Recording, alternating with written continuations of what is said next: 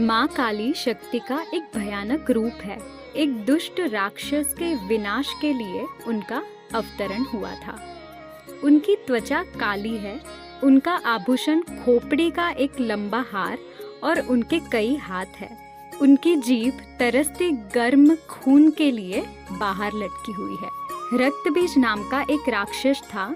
उसे ब्रह्मा जी से वरदान प्राप्त था कि उसे स्त्री के अलावा और कोई मार नहीं सकता था। उसे यह भी वरदान था कि उसके खून की एक बूंद जमीन पर गिरे तो एक और रक्तबीज राक्षस पैदा हो जाए। उसने देवताओं और ब्राह्मणों पर अत्याचार करके तीनों लोकों में कोहराम मचा रखा था।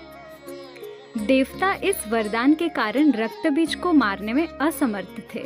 युद्ध के मैदान में जब देवता उसे मारते हैं तो उसके खून की हर बूंद जो जमीन को छूती है खुद को एक नए और अधिक शक्तिशाली रक्तबीज में बदल देती है और पूरे युद्ध के मैदान में लाखों रक्तबीज हो जाते। निराशा में देवताओं ने मदद के लिए भगवान शिव का रुख किया, लेकिन उस समय भगवान शिव गहरे ध्यान में थे। देवताओं ने मदद के लिए उनकी पत्नी पार्वती जी की ओर रुख किया। देवी ने तुरंत ही काली के रूप में इस खूंखार दानव से युद्ध करने के लिए निकल पड़े।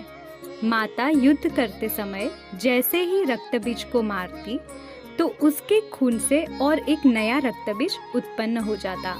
तब माता ने अपनी जिह्वा का आकार बढ़ा लिया और फिर रक्तबीज का जैसे ही रक्त गिरता तो वह माता के जिह्वा पर गिरता। ऐसे करते करते रक्तबीज कमजोर होने लगा। फिर माता ने उसका वध कर दिया। रक्तबीज का वध करने के बाद महाकाली माता का क्रोध शांत नहीं हो रहा था। उनके अति विकराल स्वरूप के सामने आने से लोग डरने लगे और उनके सामने जो भी आता उनका विनाश कर देती। देवताओं की चिंता बढ़ गई कि महाकाली माँ का गुस्सा कैसे शांत करें। तब देवता महादेव के पास गए और उनको विनती की कि माता को शांत करने का कोई मार्ग बताए।